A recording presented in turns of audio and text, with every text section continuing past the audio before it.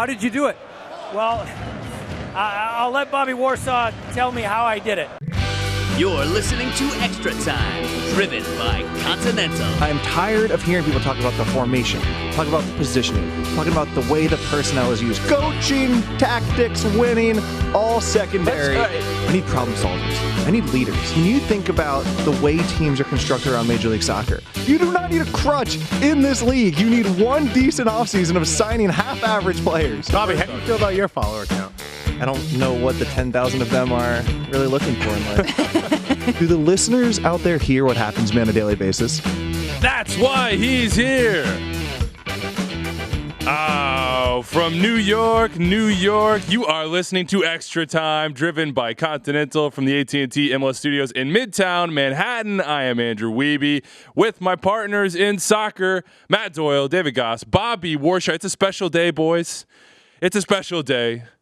The crew is back together. It's the ETR Awards. It's my favorite day of the year. Oh, I forgot my tuxedo T-shirt. Yeah, I don't know where mine went. Forgot it. Yeah, I don't know where mine is. That's on me. None of us have them. We're all in various states of casual Bobby's the only one who's dressed quote unquote he nice. is kind of. Yeah, he's a little. He's a little dressed up. Doyle would have been, but I refused to allow him to. No, I was kind of committed to wearing this. Not that green shirt from the Open where you were going up against. That was actually my favorite part of the Open, was the rotating Bobby wardrobe. I enjoyed that. Look, big show, as I said. ETR Awards coming up. We'll take you through all of it, from fullbacks to WTF moments to everything in between, from the serious soccer side to the fun MLS side. We also have some good mail about us as friends. Like, what kind of friends people who listen to the show think that we are. Where would we excel in our friendships? And we have one particular piece of tactical mail just for Bobby. So prepare yourself for that. And we got some news. You're getting dunked on, Dave. Right off the top, hanging on the rim. I welcome it. Why? Andrew Lunning from Kansas City. Not me, not from Brooklyn, who says Peter Vermees is dunking on Gasman about Sporting KC signing that number 9. In Bobby's all-decade article, he said Sporting KC have never had that club-defining signing.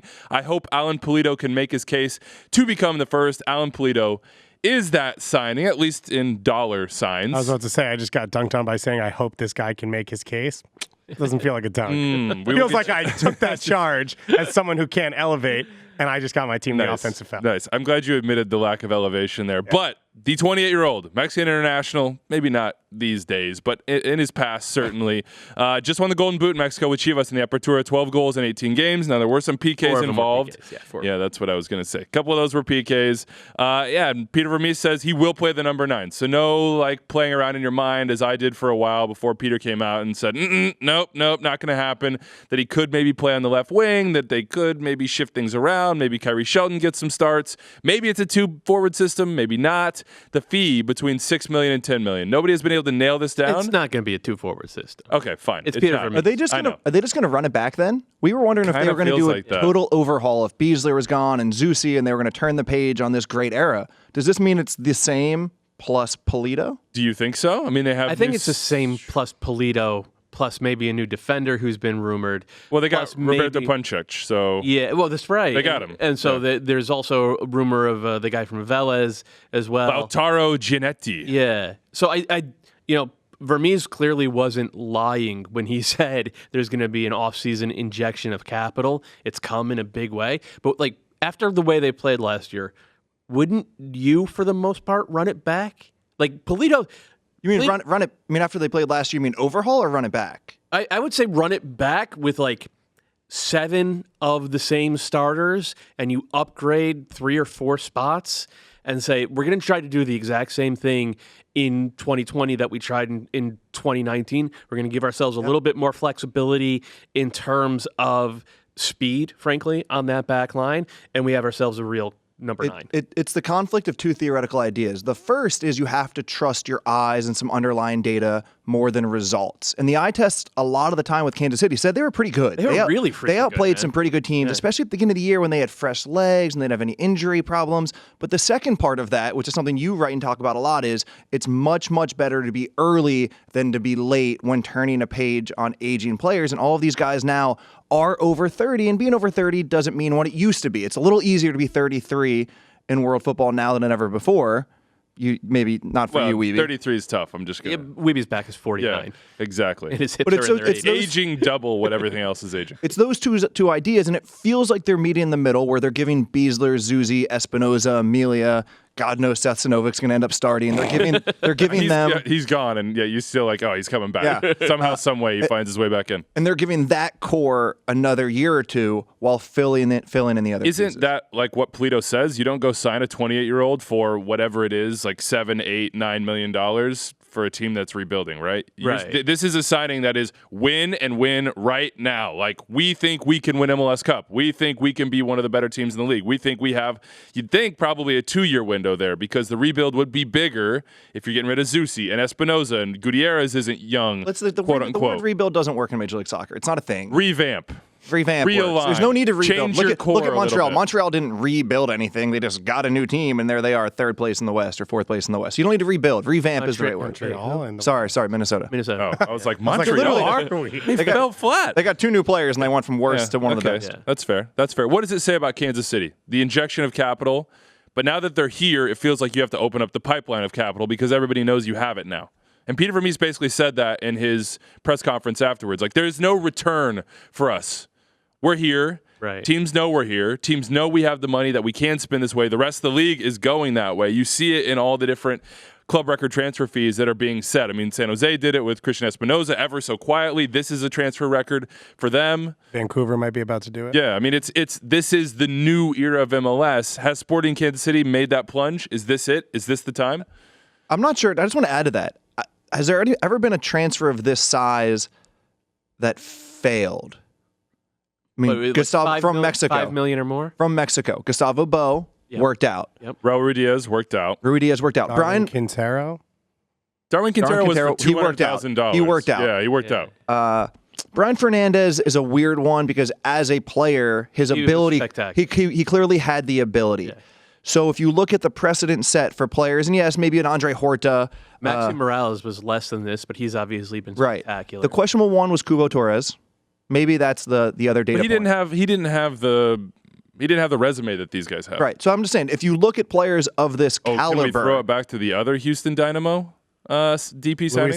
Yes, Landin, Angel. but the group of players that have come recently have unanimously succeeded from this caliber Look, of Liga I MX. crunched the numbers on sort of like goals per 90 in Liga MX in the league, and then in MLS, all of them jumped. He's 0.41 is Alan Pulido. If you have that over, say, let's say 30 games, 2,700 minutes, that is 12, 13 goals, which is honestly not enough for the amount of money they spent on him. But if they succeed as a team, because when they were at the top of the West, they were best as sort of, it's wolves hunting in a pack rather than just like one guy scoring all the goals, a la Joseph Martinez. So it could really work out. I think Pulido could work because he is more of a drop in, wants to combine some, isn't a pure like goal scoring. I'm the point of the spear number 9, but there are reasons to doubt it as well. I mean, he's not his goal scoring record is not spectacular, Dave. And I know when I don't want to call you out, Nice. but you were more skeptical than many. It just doesn't excite me as much in terms of like when I heard that Brian Fernandez got signed, I was excited to watch him play in MLS and see how he would transfer. Pulido is not a player who's excited me on Chivas, and a lot of that could go down to Chivas. One, I don't enjoy watching them play, I and two, refuse to watch Chivas, which is totally fair. I just wouldn't do it. And two is he had an issue in his career, which I don't think is totally his fault, in that he wasn't released from his contract, and there's things going on in Liga MX that restrict players that are all in dark space that I don't understand. So he tried to go to Europe and it didn't work out. And I don't know if it's down to him because he wasn't able to play, or if it was down to that situation. So his career has been a little bit odd, and it's been a little bit start-stop. He's never broken through as a full-time Mexican international. So when you talk about that list of players that Bobby mentioned, none of those players were Mexican. All of them had left their home countries, had traveled abroad, had played well abroad before coming to MLS. This is Alan Pulido's experience abroad now. And so he's never lived in another country. Well, Greece. He didn't play. Yeah. He played like 12 games over 3 years because he couldn't get a contract. It couldn't work out. So we've never seen him succeed outside of Mexico, which doesn't mean he can't. How many goals does he score next year if he plays 2,800 minutes and Sporting Kansas City's attack looks in 2020 and generates chances at the same rate in 2020 that it did in 2019. 15 goals. Okay. Which is fine. What do you think, Bobby? Wait, You had a nonverbal reaction. 15 goals is fine for a no. Yes, because of what we talked about, which is they were good enough this year. If he scores 15 goals, it takes the load off Johnny Russell, takes the load off of Jerso, it takes it off of Shallowy, of Felipe Gutierrez. It makes everyone's life easier. It changes the way defenses have to play them. So it's a fine number to me because I think they'd be a top 2 or 3 team in the West if their defense is any better. I do wonder if he gets PKs and that affects this conversation. He's definitely taking the PK. You think if so? you sign a $6 million, you think Felipe Gutierrez is going to just walk? A $6 million like, oh, striker, cool, come on in. The $6 million striker. He is PK. more expensive than any transfer combined in Sporting KC. Yeah, they history. basically And doubled. all transfers. He is combined. technically Any the player franchise. they've ever signed. Yeah, he is the franchise now. Well, we'll see how it works out, but it is a statement of intent for Ooh, Sporting we're going to do Kansas some City. Alan Pulido-based predictions a couple months from now, aren't yes, we? we will. We will. So save your that coming from save your Gasman. bullets from that one. And if anyone's out there has nothing to do, you can go find Alan Pulido-based rap. If you're Yes, looking for I did something. watch the music video he was in. It was a little cringy. Oh yeah, It was a little cringy. And also, you've probably heard the story, and if you haven't, go look it up, of Alan Pulido being kidnapped and then basically engineering his own release. Seems it was almost all unbelievable. there were some doubters on that one. Certainly, there are two sides of that story. Go read up on it. But My prediction, if Pulido only has 15 goals come next September, you guys are at this desk saying he didn't live up to if he has expectation. 15, then Sporting Kansas City are probably way I'm up the just table, saying, right? if he only has 15, if you they guys- get to MLS Cup, none of it matters. I don't know that Rui Diaz was the player he needed to be all year, but he scored in the playoffs. They won MLS Cup. That's all that matters. That's fair. Rui Diaz didn't play the minutes, but his goals per 90 was super high, like 0.7 or something crazy like that, including the playoffs. So we'll see what happens. Got to get there. Alan Pulido, a big step forward. Of course, Kyrie Shelton signed as well. So you got your backup striker as well. And I don't know, maybe they can play together. We'll see. Probably Shelton's not. played on the wing before. Yeah, that's true. Michael Bradley re-signed with Toronto FC. TAM deal. Everybody knew that was coming. He turns 33 in the summer. It is a 3-year, quote-unquote, max TAM deal. So I read that in Bill Manning's words to basically be $1.5 million a year. The very, very upper echelon as you can go with targeted allocation money. That means they will have to spend a lot of targeted allocation money to buy him down and get another designated player. You know what I wonder if those words mean? What? If it is an escalator clause based on what happens in the CBA with TAM. That if he is on a quote-unquote max TAM number, so if TAM goes up, you've heard this about before, where American players or players would say, I want to be in the top 5%. I want to be the highest paid X. And if somebody else came in and exceeded that, Sir Alex Ferguson had it. He was the highest paid player at Manchester United, person at Manchester United. And if a player came in, he got escalated. I wonder if that is why they use this That's wording. true about Sir So Alex Ferguson? if allocation money goes up, all of a sudden Michael Bradley gets the Interesting. escalation relative. Anders, I'm gonna need that max money for the extra time table. Just let you know. If we can get that in my contract, that would be brilliant. We will see if they get another DP. Yeah, I don't Hey, like There's a bunch of people meeting in the Anders, other room you tell in this office. My people will tell your people will tell the other Andrew, people. I think there's an address in Sweden you can send a letter to. so Exactly. you We've got get it some, there. these Swedes. They're great negotiators. Would you have given him max TAM? Yeah. We'll assume it's 1.5. I think you kind of had to. If you were going to bring him back, it was always going to need to be on a number where everybody felt extremely good about it. Ollie Curtis doesn't have to do it. Ollie Curtis fired Mike Petke his first day in charge. Ollie Curtis doesn't have to do a dang thing. Okay, that's true, What- I guess. What part of Michael Bradley's performance But in the last Ollie Curtis 18 didn't months? stick around after he did it, right? He didn't last very long. Well, that's a whole other. That's like a whole other scenario. But just what part of what Michael Bradley has done in the last 18 months, 2 years suggests he's worth 1.5 million? I think I think it's still his passing. I think if Toronto is rational about what Michael Bradley is as a player right now, and Michael Bradley being rational about that would probably be a big part of it. Okay, we got to go out and find our own Everton Luiz. We got to go out and find a guy who can do the running, do the ball winning, and do the protecting, and get the ball to Michael and let Michael still dictate the game. But he can't be the back point all by himself anymore. can Artur be that guy? I was wondering that. Where'd that come from? Well, Nagy's it. there. To me, Artur is in this list of 10 guys who everyone should be trying to get. Yep. I don't know if he's available, but there's space there because Nagby's not. I do think that he would be ideal, and I think that like at this point, you kind of want to treat Bradley the way Juventus treated Pirlo when Pirlo was at the very end of his career, where you had guys to do all the running for him around him. I think that's probably the best way to use him. But the other option is like, okay, actually you get someone else to sit and you let Bradley be an 8, which is probably what he should have been throughout all this, because his timing on those late runs into the box is still phenomenal. So, I mean, those are the two. He's either Toronto's Harris Medunjanin next year, or he goes back to being the box-to-box guy that he was as a kid. But either way, like they need more help winning the ball in central midfield. DP Splot. You have it. Yeah, well, you know what? I was hoping I would have just fade. Yep, sorry. But you never let me have those moments, do you? I appreciate it. You know, sometimes you need... Sometimes the best Splot coaches... is a good one, though, maybe. Sometimes the best coaches in your life, you know, they always point out your mistakes. I don't know if I actually respond to that kind of coaching very well, but I guess we'll see for the next, 45 minutes. That's how you get that max contract. That's true. That's how if I want the big money, then I have to be ready to, answer for my mistakes in the public sphere. For Toronto, their backline's already set. So it's not going to be spent there because they already have their 2 center backs. Moro seems to be and back. just DP spots don't get spent But they should be. Especially for a team there are max salary DP, max salary defenders, but everybody buys them down. But for a team that has Josie and Pasquello, that's the team that would make sense. Whatever, it doesn't matter. It'll be one of these wing guys. It'll be an upgrade on whatever Benazet was. It'll definitely be an upgrade over don't Endo. say, whoa, hey. What? Why you got to do that to Sabasa? That's a playoff caliber. I'm not trying to get around him, but I'm just saying he might be in the way a little of a designated player level attacking winger. So that's what it'll be. And Greg Vanney's spoken for 5 years about how he's looking for legit wing players who get wide and take guys one-on-one and blah, blah, blah. So maybe this is the time it happens. Maybe this is the window. We shall see in January. We'll also see if Carlos Vela goes to Barcelona. This one somehow is back. And by somehow, I mean Jona dos Santos went on Mexican radio? Colombian radio? And basically snitched out his boy and was like, there's an offer on the table from Barcelona. I don't know what he's going to do. El Trafico. Like, why? Never rests. Why, that's Jonah? That's what you do. That's how you rattle the cage. Oh, so you think this is a little... It's a galaxy movie. Oh, I like it. Yeah. And he's like, as a Mexican, I would love to see him do it. He's like, he didn't say... Now you rally 180 million people behind the move. Yeah, it's kind of been debunked.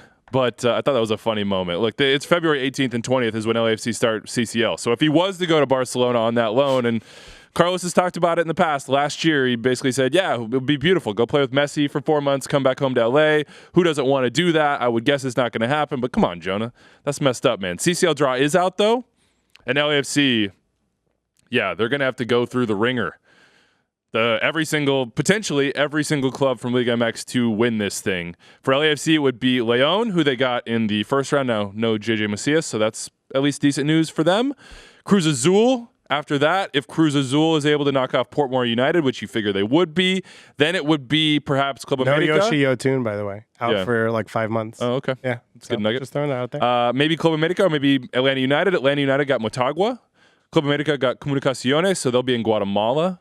And then on the other side, NYCFC, Seattle, and Montreal avoided all but one Liga MX opponent, which is Tigres. NYCFC got that's just a big one. NYCFC got San Carlos. Seattle got Olympia, which that's not going to be easy, going to Tegucigalpa or wherever this game ends up being played. Montreal Impact got Saprissa, which is it's epic. First round matchup. I said Portmore United for them just because I wanted to see Thierry in Jamaica, but Saprissa's even better. Yeah. Which one of these for MLS teams gets you the most jacked? For if you want to say who, Seattle. I don't really know why I'm qualifying it. Seattle has an opportunity, a team in Olympia that they played a few years ago, but in general, if you want to win CCL, you have to win your first round matchup in Central America. You have to at least get a draw there. And then they have the potential to play Montreal with a new manager, whether Piatti's healthy or not, who knows, in the second round, as well as probably inside, so you don't have to worry. Montreal going to get past Saprissa? I don't know. Or you play Saprissa, but one of the things that's tough to talk about, and we did a lot on CCL, is, which we didn't really mention, is a lot of the teams from Central America and the Caribbean really get hit by the transfer windows. Mm-hmm. So they the Saprissa team and the Motagua team that you saw in CONCACAF League will be different than the teams you see in CCL. We're already seeing MLS teams specifically. I mean, probably the best player in the Honduran League, Dino Maldonado, is probably going to move to MLS in this window. Exactly. So it's tough to say. But for Seattle, they wouldn't play a Liga MX team until a semifinal, which means you get the most time to work with your team, the most time to get healthy, whatever it is. They seem like a deep enough roster, blah, blah, blah. So that's it. Matt, how did Henry do as a player in Champions League? I don't think he played. Yeah, I was trying to. He must have though, because didn't they get second? They won the Shield in 2013. But he was gone last year. No, and then he was gone for 14. He was 14 kicked off late in the year. I think the 14 Champions League and the Red Bulls might have run out. I'm going to figure out how many games he played. One of the best things in Major League Soccer is to see a new manager to the league have his or her first game in Champions League. Yeah, and it's going to be in Saprissa at.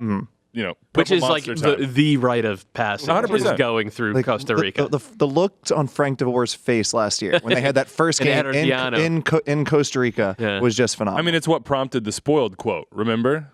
He was like, oh, well, these fans are spoiled, And maybe one of the quotes of the year? Maybe one of the quotes of the year. We'll see. Can I just say one thing about this draw? Like, the Sounders have a real chance here. It's going to be interesting.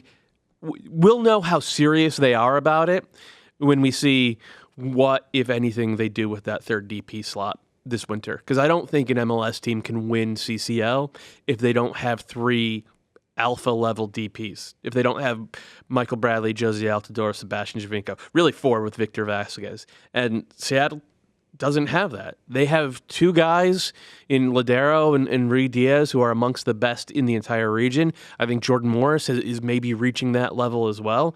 And they have the ability to open a DP slot and go out and add a winger. I know Garth likes to add pieces in the summer, and who can argue with him, given how well it's gone for the Sounders in terms of getting to the playoffs and then being a legitimate threat and actually winning 2 of the last 4 MLS Cups. But, the next hill, the biggest hill for MLS teams is CCL, and Seattle has a chance to be the first ones to the top of that hill. To add to that thought, there's 2 main places that Seattle could upgrade, right? Defensive midfield, and you move Roldan to wing, or at winger and you keep Roldan at defensive midfield. Those seem to be the 2 options. Yeah. My guess is whichever MLS team wins Champions League adopts the Liga MX style, which is basically 5v5 on each side of the field, right? Yeah. The reason Monterrey smashed SKC is because they didn't get countered and they had the 3 incredible attackers who could tear apart SKC on their own, and they made SKC go 120 yards every time. I do think it's something that MLS teams need to think about as they move forward, which means Seattle spends your money on a winger, keeps Svensson and the 4 defenders behind midfield, and let Ladero, Rui Diaz, Morris, and the new DP winger do their thing. What if it's not a DP? What if it's basically Victor Vasquez replacement Tam? And then you're still waiting. To Rodriguez, you mean? Sorry, that's what I meant. Victor Vasquez on the Victor mind. Vasquez is very good. Yeah, that'd be nice. That'd be decent if they got that approximation. I mean, is that enough? Would it be enough? Now, and you say the 3 DPs. I look back and I think, okay, that was definitely true for Toronto, but Montreal Impact got there, and Seattle have a similar draw to what the Impact got. You realize Monterrey won this year, and they have like 8 guys who can just go out. That's what I was going to say, pace. No, and I would say pace, too. If you have Rui Diaz, who's not a pace player, Ladero, who's not, get another 1v1 pace player to just run it Liga MX. Like, if it's a TAM guy, like, all right, go get Fabian Castillo. Like, at the very least, get a Fabian Castillo level guy. And by the way, he's very available. Garth Lagerwey said that they're going to play their experienced group in the Champions League. They're going to let the kids try to figure it out the first couple of months in MLS. That's assuming that they make that deep run that everybody wants to make. Yeah, okay, that was a... That's on me. Didn't mute the computer. I'm sorry. I'm not deserving that max contract right now. My DP deal is going to have to wait maybe a window or 2 or maybe never. I don't know. We'll see. Let's talk quickly some rumors, and then we're going to get to our awards. Today, in Inter Miami rumors, Marcelo Gallardo says to his team at River Plate, I'm staying. How are we still talking about this? Because they don't have a coach. Because Inter Miami don't have a coach, and neither does NYCFC.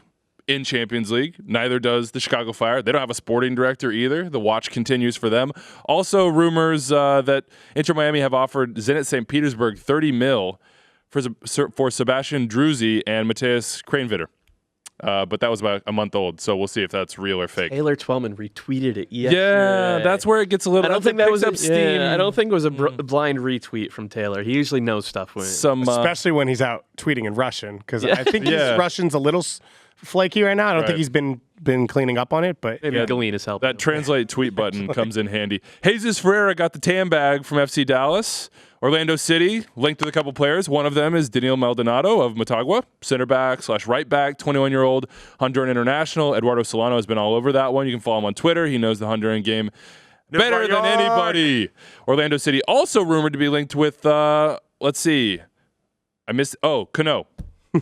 Yeah, I deleted his name. Our new Argentine center forward who left Argentina a while back. He's been playing at Independiente Medellin, which is Oscar Pareja's former club. Yes, and he went on the radio, Oscar did, in Colombia reportedly, and said that they are interested. He has scored a boatload of goals in Colombia. You got to get on the radio in Colombia. That's where it happens in South America, man. That's an unreal reference there. What was the reference? Next Sergio Galvin Ray. Wow. But we need to get on the radio in Colombia. Seriously, that's the next step. What we should do is growth for us. We should get a partner club like Atletico Paranaense and I think Orlando City, and then we should send them our questions, and then they can ask the questions. We can translate them, and then we'll just do all our reports based off Colombian rate. So and so tells Colombian radio X. So that you've been assigned to that duty. Let's do it. Extratime Awards 2019. We'll start somewhat serious with the soccer, and we'll revisit our David Accam Crappy prediction of the year. I have a couple. Pity for newcomer. Remy Gard for coach of the year.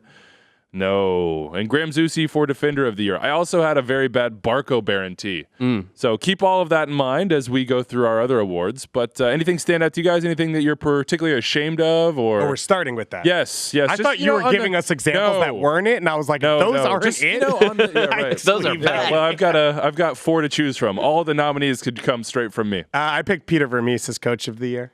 I think this was after they passed Toluca off the field, and I was allayed out of my mind. It was definitely. That was mine. I mean, I just tripled down, right? Yeah. I had my, I mean, you could say this about multiple things, but I had the comeback player of the year, the DA, man. I had David Accam. Yeah, David Accam. You had to do it, though, but really. Listen. Are you a Nashville fan? Hey. But he could be this next year. Next year. Next year's Put it his down. year. Put a B on it, baby.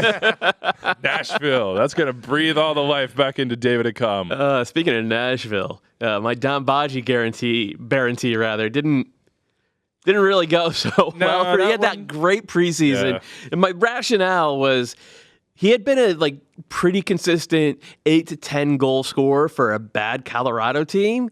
So you put him on a good FC Dallas team, finds his way to 4 or 5 more goals. Seemed okay in my head. Yeah. Seemed good in the preseason. Seems like some recency bias for the two of you and maybe for me too. That's probably why I went Zusi. My favorite moment of the year was being at an FC Dallas game and Dom Baji messing up and someone going, Matt Doyle's Dom Baji. Didn't know I was even in the room. I didn't even know what the reference was. I didn't even remember. And I was incredible. Like, that's amazing. I still believe in Dom. He's in Nashville now. Hey, both with David of you guys Accam. are Nashville fans. We're going to have to buy season tickets. Oh, my God. Baji and Accam up top. Oh, perfect.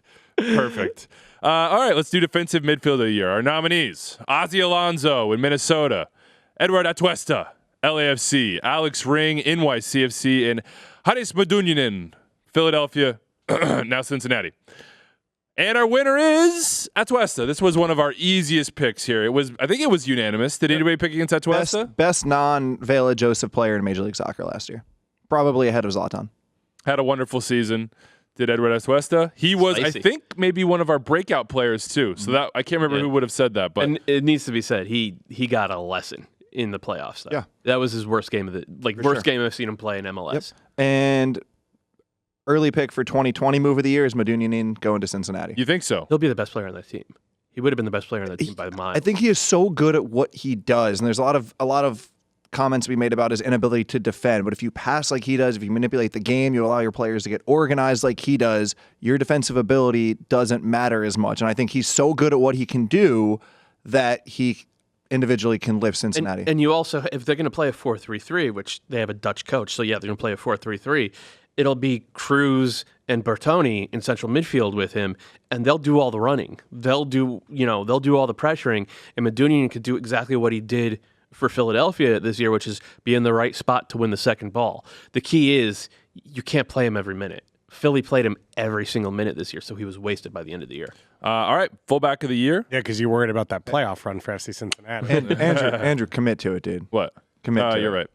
And now the fullback of the year. Our nominees: Anton Tinnerholm, New York City FC; Roman Metanier, Minnesota. That wasn't my best. Kai Wagner, Philadelphia Union; and Ryan Hollingshead, getting the hype he deserves because nobody ever gives it to him, from FC Dallas. We actually went Hollingshead over Reggie Cannon, which was an interesting choice, but probably the right choice there. Kelvin Leardam was also in the mix. Hollingshead played, 5 positions this year? Left back. Yeah, but primarily left back. I know, but how many left backs in the league could play defensive midfield and center back and left wing? He can do it. What he did this year did not get enough appreciation. He did them all at a fairly high level for a complicated team to play for. He's not going to win this award, but he definitely deserves to be on the list. Who is going to win the award? You announce it. Let's go. And the winner is Anton Tinnerholm. Yeah, New York City. So much energy. Well, I'm saving it. I'm doing the next one. I'm doing the next cat. We all have to do our WWE voice at some point. That's fine. Anton Tinnerholm, Salzizo's favorite player. Yeah. Hey, San Diego Loyals. Yes, that's a good bit. That's a good bit. It is Andrew. a good bit. The Anton Tinnerholm Salzizo thing is a good bit. I was disappointed. I was very disappointed actually that we didn't get the "I don't do bits" in the intro for you, and you'll understand later why we did this intro for Bobby. We will explain all of that. Boy. Anton Tinnerholm this year. Explain to the people at home why we made that pick. It was unanimous. So either of you, Doyle or Dave, can wade in here and. He's one of the best fullbacks in the league going forward, and he's one of the best fullbacks in the league defensively. He was excellent as usual when playing in a back four. He was arguably even better when they went to that 3-4-2-1, which was essentially a back five. NYCFC's thing is they just have top 5 players at pretty much every position, and in Tinnerholm they have, I think, clearly the best player at right back in the entire league. Yep, that's it. Yep, that's what you got to say. Best two-way player. It's played in multiple formations. Dunzo. Bingo. And whether it's possession or whether it's on the break, anything. He can do it all. Yep. He can do it all. All right, my turn. You're next. You're next, though, David. So think about how you're going to do it. He doesn't seem as enthused about No, but I just realized now I get the Canadian topic. So I'm deject. You have to do your Canadian accent. Anyway. Oh, yeah, even better. And now, the Extratime Award for the American Player of the Year. From the Seattle Sounders and Stanford University, Jordan Morris. From Philadelphia, Alejandro Bedoya. Out of Minnesota, Ike Opara. From the New England Revolution, Matt Turner. He did the other 3 like they were the away team. I know. Yeah, right? Starting small forward, LeBron James. I should have known. When you said that, I didn't look at it. I was like, oh, cool. Bobby likes my announcer voice. He wants to do it too. We're like, it's a great moment here on Extra Time. And then I realized Not a bit. It was Jordan Morris. He just wanted to get. When are we going to talk about the college Final Four? Knew that was about to come up. Oh, my God. You rooting for Georgetown or Wake Forest? Oh, and the winner is Ike Opara. That's a unanimous choice, I believe. Yeah. Or did my vote went to Bedoya. Opara was fantastic. I don't think we have fully grasped. Can I do the Opara first? Because I don't think we should talk about let's do the Opara. Ike Opara was Defender of the Year, who was the best defender in Major League Soccer. And he changed. Thanks for that definition. He changed the team. He changed the entire nature of that Webster's team. dictionary says He's good in space. He's good organizing. He does it all for that team. And the easiest way to call someone an MVP is the team was bad. He joined the team. Now they're good. He's not the only one who joined the team. It's a very simple way of putting it, but I enjoy putting it that But way. I think he gave Ozzy Alonso Not just Ozzy, but but Ozzy in particular a second life because Ozzy doesn't have to. He can focus on what's in front of him, and Ike's just like, yo, anything behind, I'm just gonna put it out, man. I'm just gonna snuff it. And then if you look at in our previous categories, that's the word I was looking for. Yeah. Ozzy was one of the nominees that we had for Demon of the Year. Roman Metanier was one of the nominees we had for Right Back of the Year. Ozzy's still really good. I don't think he's as good as he looked this year. He looked it because of Ike. Roman Metanier, I think, would have ended up being a liability if he had like a lesser center back. He had Ike next to him, right next to him. So like you just throw him upfield and you don't worry about it. Like Ike was game changing for this Minnesota. How many times this year was it ball in behind, player in behind, move starting? You're like, oh boy, this is Minnesota just about to pick it out of their own net, and Ike's like striding back and either ends it completely or slows it down so much that the rest of the team gets back and they stop what previously would have been a goal. Like proven, had happened for 2 years. Those were goals. They weren't goals with Ike. Congratulations to him, our American Player of the Year. Make the case for Alejandro. Just quickly for Bedoya, I don't think we fully grasp what happened in Philadelphia this year. We talk about Cincinnati's roster not being strong enough or Vancouver's. Like Philadelphia almost were a game away from winning the East with Mark McKenzie and Jack Elliott and who heard of Kai Wagner and Ray Gaddis and who heard of Shabilko and Fafa Picault was on that team. Like Philadelphia is the perfect example of why you can out-coach whatever your prospective talent is, and a huge part of that accomplishment was Medunian, as we pointed out, but also Bedoya, who, as Matt has pointed out multiple times, if you were to go into a must-win game in CONCACAF, would still be or should still be your starting center midfielder for the U.S. men's national team. So we haven't fully give Bedoya the credit due for his accomplishments this season. And I have to give him some credit for what he's done on the social front as well, bringing awareness to some very important issues. Brave stuff from him on that. So now it's time, for the CONCACAF. The Canadian Player of the Year. At number 1, from the Toronto area. Shout out to the 6, Mark Anthony K of LAFC. I think all these guys are actually. Crepeau's not. Yeah. Number 2. Yeah, sorry. Daniel Henry from Vancouver, number 3. Oh, you're not going to continue? Out of Toronto. 6 on his chest. Shout out Brampton. Jonathan Osorio. Nice. Of Toronto FC. And then did I turn my own mic off? I was regulating my own volume. Don't worry, people still heard you. People still heard you. The other mics are definitely picking that up. And bonjour, the final one, Maxime Crepeau from now Vancouver, originally Montreal. Nice. And our winner was Mark Anthony K. Think this was pretty obvious. Another unanimous one. Yeah, was it unanimous? No, I had a little pushback. Do you want to do props to him first? Let's do the Mark Anthony K props. Mark Anthony K is one of, in my opinion, the best stories in Major League Soccer. The sort of story that we want to see an awful lot more of, which is didn't quite work out at the beginning. Could have been a homegrown for Toronto. Didn't quite have his head on straight. Didn't really know what position. Goes to Louisville, wins a championship, makes the jump into a good team, and pushes his way into it almost immediately. I still remember with you, Dave, watching those early training sessions in LA with Bob Bradley, and it felt like the whole training session was revolving around telling Mark Anthony K what to do and how to do it. And then to see him execute that on the field in MLS and make an even bigger jump from year 1 into year 2, it was really fun. Weeby just did this thing where instead of making the case for why he was Canadian Player of the Year, you just said his biography. Can I make well, we're dunking on Weeby. That's good. Well, the reason is because he did all that, and then he played at such a high level this year for the best team in the league. Regarding the high level, the game he played against the Sounders back in the spring, which I think LAFC won 4 or 5-0. You're talking about like in May. Yeah. That was maybe the single best game any central midfielder played this year. His passing through, like, first of all, to win the ball and then to move it quickly and then he takes space so quickly now. He clearly is just so comfortable in central midfield. And then once he got it, like, he was slicing that defense apart, hitting line-breaking passes. I think he had 3 assists in that game. It was awesome. That game in particular. And the second, like, he's on what feels like an Aaron Long type of trajectory, where in his second year, really good, maybe even arguably best 11 player. The next step is he has to have his best games in the biggest moments against the best teams. Too often this year, whether it was Galaxy, El Tráfico games, or when he got back in for the playoffs, he wasn't great. Mark Anthony K's next step, like Aaron Long in 2018, in the biggest games, he has to play his best. By the way, though, when LAFC had that little blip, it was because central midfield was a little bit up in the air, and Mark Anthony K got hurt and was not able to play in some of those games. So that alone shows his quality. August and September next year, put him in bubble wrap.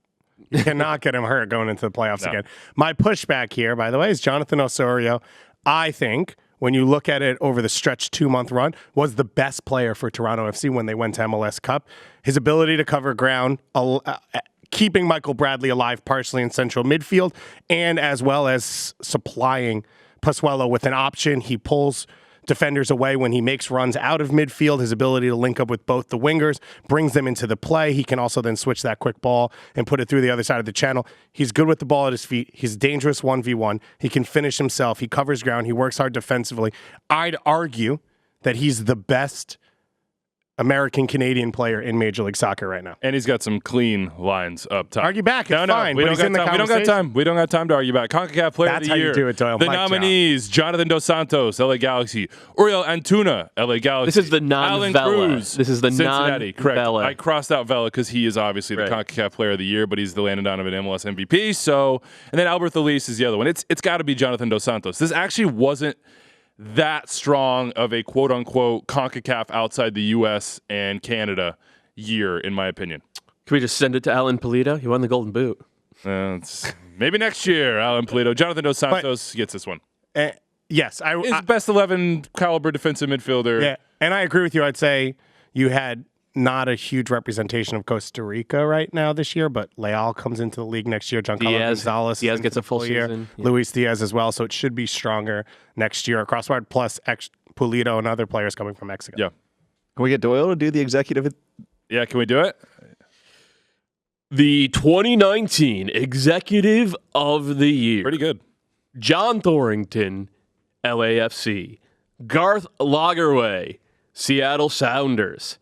Ernst Tanner, Philadelphia Union. And Claudio Reyna, NYCFC. It was more Oscars than it was WWE. Yeah, I it was very Oscars. Yeah, I liked it. I mean, we're going front office now. It's basically the C-suite, Bobby. Jeez. It sounded very executive. Well, yeah, do it with respect here. And the winner is... This was, I would say this was the toughest, or maybe not the toughest category to pick, but everyone felt extremely worthy. Yeah. From NYCFC, who hit almost every signing over the last year plus. Ernst Tanner, who we already talked about what he did with Philadelphia. Garth Lagerwey, who went multiple deep at multiple positions and obviously won a trophy, but the winner is? The winner is John Thorrington of LAFC. And I just want to make a quick point before we get to John Thorrington. I think maybe what NYCFC has done has gone sort of under that radar because the start was kind of rocky because of the profile of player they went to. But when they decided to switch and go to the sort of strategy as you described, the Doyle, where, hey, we have top 5 player at every position. Who have they missed in the last 2 years? What signing? It's really gone well. And I think, yeah, Medina. But not a miss. But he that hit is absolutely first, not a miss. But he hit it first, and then it's just like coaching preference. Right. But I think maybe Reyna, David Lee might not have been as high in the conversation because you're thinking, oh, well, City Football Group. There's all these resources. It's not just them. They have all these tools to work with, and maybe that's unfair. But Thorrington, what LAFC did this year, to build a team to this level, the best point total in MLS history. And then the players they added in that summer window, I still can't get over that. Diego Palacios was arguably the best young left back in the Eredivisie, and he didn't end up at PSV or Ajax or Borussia Mönchengladbach. He ended up at LAFC, and he sat the bench the second half of the season to be there. And getting Brian Rodriguez is a coup. So, like, well done to John Thorrington and that team. Obviously, well done to all these guys. I do think there's an argument, a really good one for Ernst Tanner, who's playing with a much smaller pocketbook.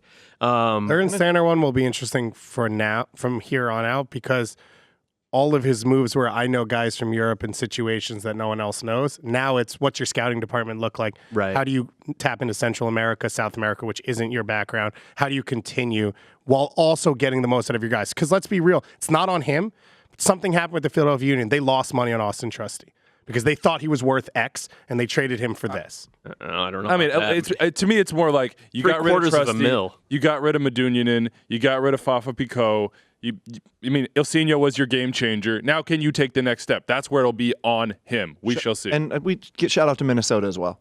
Yeah, Gregus, Alonso, Opar, Metnair. They had a very kind good of like left. NYCFC in the sense that what we did at first didn't work. Okay, now what do we do? We'll see if that carries on as well because they've had changes in that front office.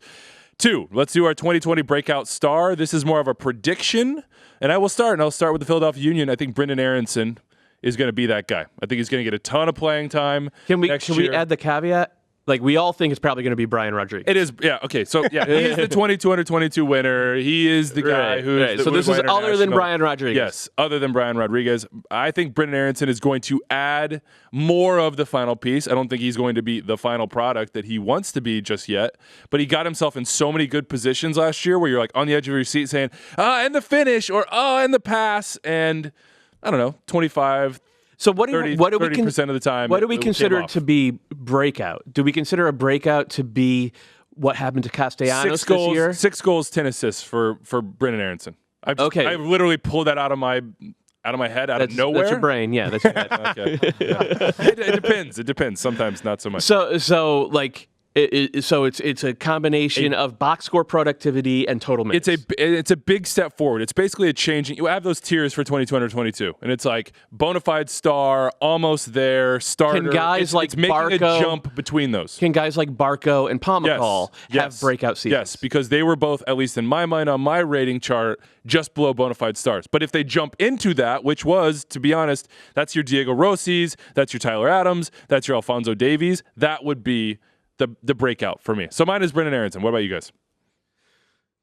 Want me to go? Yeah. Yeah, you're both looking at me. I think Pomacall's a great bet. I've said it on just about every show. His ability to play as a two-way player, to win the ball in central midfield, and then do really useful progressive stuff with it. His ball security as well. People kind of undervalue that as a trait. Like, he doesn't give the ball away. And then the fact that he's expected to be healthy next year. Yeah. Like, he played the last third of this season with what he said was a pretty painful injury, and he played through that, and we saw what he could do in that game against the Sounders in the playoffs.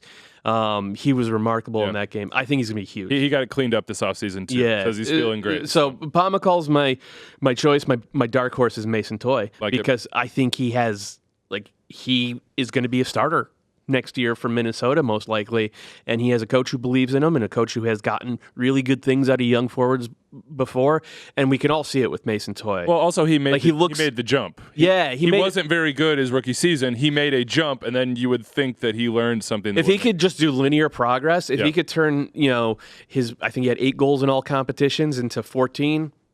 That's definitely a breakout. Who's next? They're looking at you, Bobby. If you think I'm going out and I'm not just going all in, you guys are out of your mind. Go all in. Who is it? What's the name? You can't pick David Accam. Yeah. Watch me. No, you can't. What? No. It's 22 under 22. No, it's not. It's just 20. It's breakout star. Like, where's David Accam going to go? To MVP? 20 and 20. 20. No, listen, it's not 20-20. Probably 20 and 15. All right, I love it. And we can agree if he puts up 20 and 15, he's going to be MVP. That's true. I'll give you that one. I'll just give it to you. Dave, you can go serious, you can go David Accam. I'm going to say Jesus Ferreira. I don't know if that's serious or David Accam, so it kind of sits right in the middle on my brand. But second year playing legitimate time at the professional level. I don't know his best position yet. I'm hoping that Dallas brings in a little more reinforcement at center forward so that he doesn't have to play that position, because I don't think that's where he's at his best. Don't you kind of just want it to be Cobra, though? Not from a neutral perspective, you want it to be Cobra. With Pepe as the backup? Oh, well, there we go. I want to change my answer to Ricardo Pepe. But yeah, there's a few young players that I think are on the verge. It just comes down to who gets playing time, like who's going to get opportunities. That guys at Dallas are going to get that opportunity. To bridge that, the answer that I want, Andrew, it would be nice to see a young domestic attacker break out. And based on Garth Lagerwey's comments about how Seattle is going to approach the first quarter of next season with Champions League, that Alfonso Ocampo-Chavez, the under-17 U.S. international striker, should get minutes. Who knows if Will Bruin will be back and fully healthy. So it would be nice if Ocampo-Chavez could take advantage of that opportunity. And do you think long-term he's a 9? He's not a winger?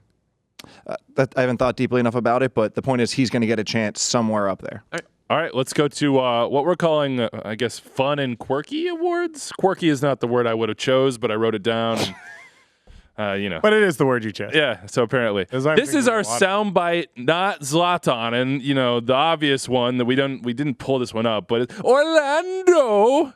Joseph Martinez, the absolute legend. I don't know how you beat that one. He's literally like eating shrimp cocktails on his patio, just dunking on his rival. I mean, it was one of the best moments of the year. He had a few. The Instagram post too. Yeah. I kill you to Andre Blake, and also basically don't mess with my money. I will also hurt you to his teammates, which was interesting. I wonder how that worked after the loss in the playoffs. But I also think there was one that we just will never, ever forget. It goes down in extra time history. Brian Schmetzer had this to say after a big playoff win. How did you do it? Well, I'll let Bobby Warsaw tell me how I did it. Oh, God, it'll never get old. I do like that our Swedish Seattle Sounders fan producer put the MLS Cup trophy in that clip, even though it happened in the Western Conference Final. Right. And he's Norwegian. Yeah. He's from Sweden. You're mistaken. You Yeah. You didn't know this? It's all part of Scandinavia, Finland, correct. Iceland. They're all My bad, Nordic. my They're bad, basically the same. It's exactly the same type of people. Now, Bob Bradley also had a good playoff moment. Here's what he had to say. Let's do some questioning from Sebastian Salazar. People have asked questions about Carlos Vela in big games. What can you say about his performance this evening? Who asked those questions? Over the course of his career, those questions have been asked. Have they been asked this year? How many big games have you had this year? That question. I think it's a fair question. I His don't performance think so. tonight. After this season, get lost. Get lost. Thank you, Bob. Get lost. Such an incredible moment. I love that Merritt Paulson came out and basically said we need more moments like that. He didn't say the Bradley one, but he did say The Schmetzer feeling better than Bob Guys, was. in Bob Bradley's house right now, where he's got his little goals calendar up, right? What do you think his point, like total hope is for 2020? Like, is he trying to put up 98 points in Major League Soccer? Yeah. Is that even possible? He is going to try and burn this league to the ground. Because he did it already, and he seems even more upset after winning. So it seems like he's about to light Major League Soccer up. Tommy Thompson had a wonderful moment, and it was straight off the campaign trail. So, Tommy, what needs to happen for you guys to get off on the right foot early today? We have to be together. We have to be precise. I don't care what happened last game. I don't care what happened the game before that. Today we're going to be different. And if it's not this week, it's going to be next week. I believe in this team. I believe in this coach. I believe in this organization. We're going to fix this. Organization, staring straight into the camera. Man. What are the odds he practiced that? He had to look have at him practiced staring that. off into the distance before. I never actually noticed that. Can we run that back? No. No. In the opening part of it, he's just like this while she's asking the question. So I don't know if he knew what Daniel Slayton was going to ask him or if he literally just popped out with that. Do you think he practiced that, Bobby? He had to have. I mean, that was such a clean delivery. Yes, I think he practiced it. Yeah, had to have. No, I don't think he practiced No, it. you don't think so? I didn't know what to say, and I thought about this thing where you're supposed to say yes when you don't know what to say. But the answer is no. I don't know I don't think he practiced it. I think he practiced it. I'll have to find that out. What thing is that? I don't know. It's a thing. It's a thing. Seems like a definitely bad thing. This is going to be our final nominee here for the best Zlatan quote. It comes from none other than noted MLS.com fan and extra time aficionado Adrian Heath.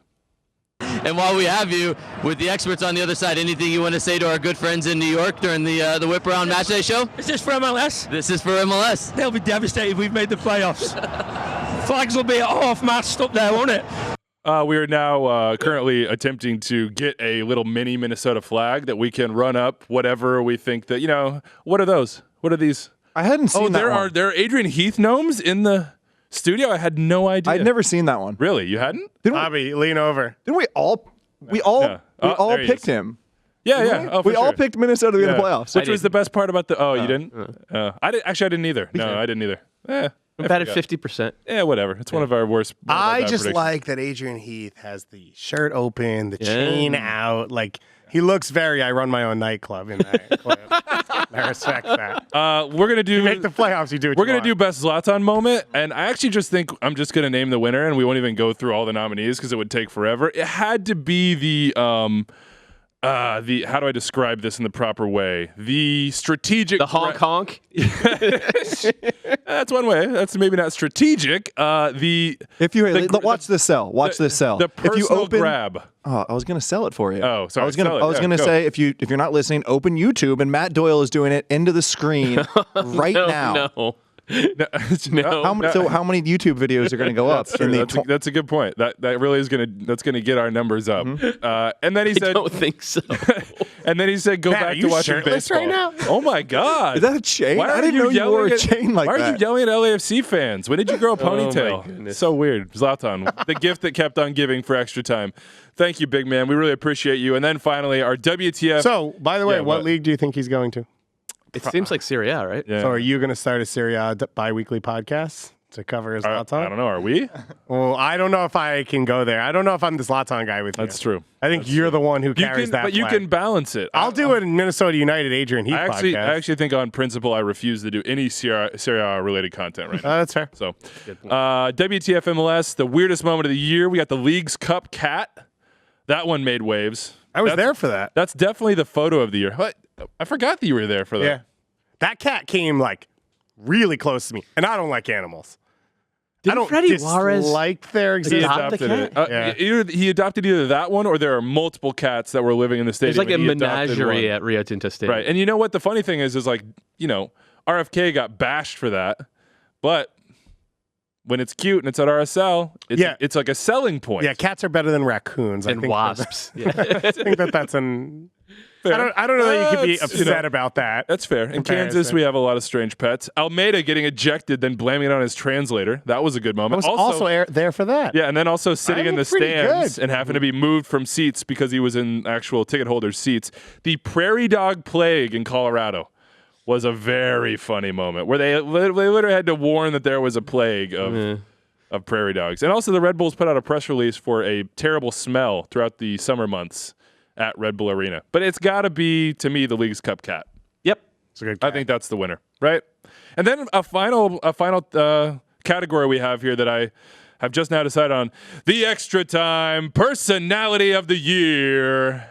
The nominees are everybody on Extratime. The winner is Bobby Warshaw. Is this going to be a thing? Like, is it going to be? Yeah, we're starting from Mechanicsburg, Pennsylvania at 5'10", 205 pounds.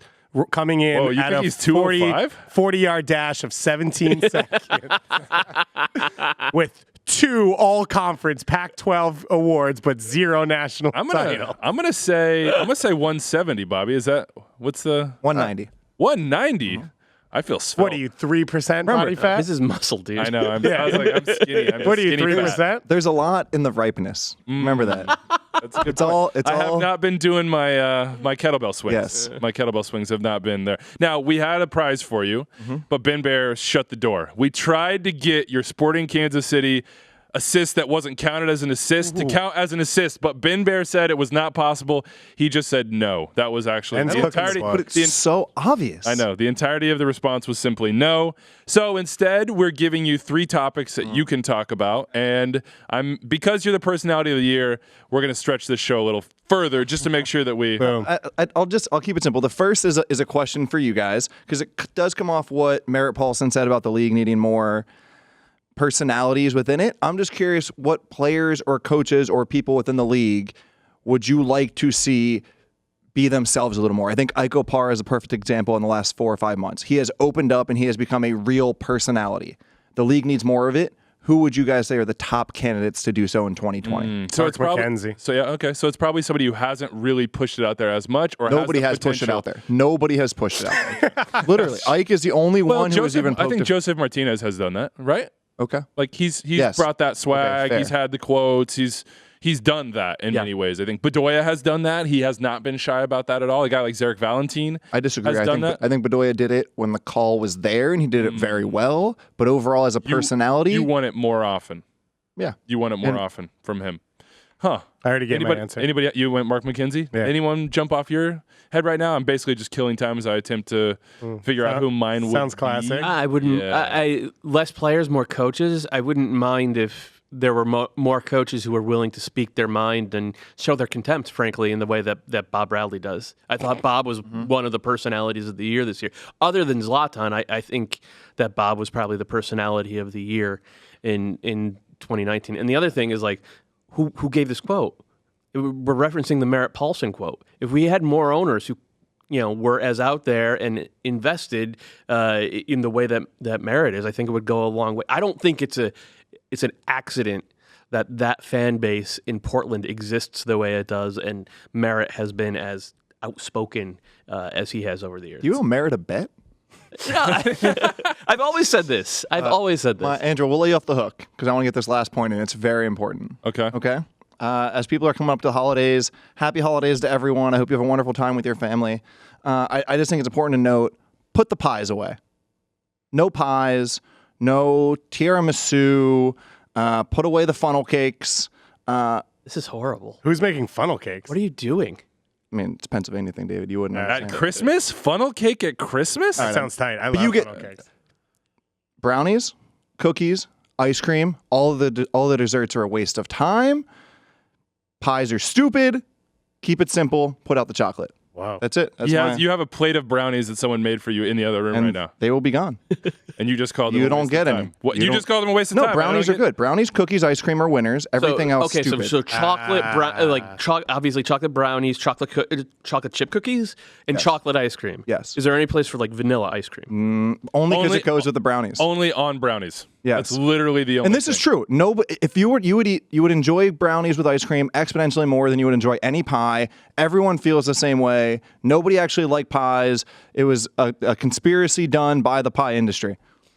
And we reveal at the end that Bobby Warshaw is actually a villain. And a pie truther. We reveal. I thought people have been assuming that for a while. Personality of the year goes to Bobby Warshaw. I'm being told by Anders that I can't actually stretch this show, which is for the first time.